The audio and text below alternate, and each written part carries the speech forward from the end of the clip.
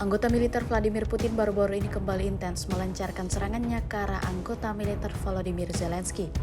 Terbukti dalam sebuah rekaman yang ramai beredar di Telegram pada Jumat 15 Maret 2024, di mana prajurit tak kenal takut dari resimen ke-255 Rusia membantai infanteri angkatan bersenjata Ukraina selama penyerangan terhadap Opornik dekat Pobeda. Setelah pembebasan wilayah Pobeda, prajurit resimen ke-255 distrik militer selatan terus bergerak maju antara Marinka dan Novomikhailovka.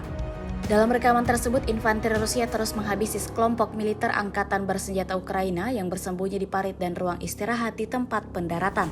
Setelah menyadari serangan udara akan datang, pejuang Zelensky tersebut lari kalang kabut menghindari ledakan. Namun upaya tersebut gagal total karena pesawat tak berawak Rusia telah siap melemparkan bahan peledak ke arah mereka.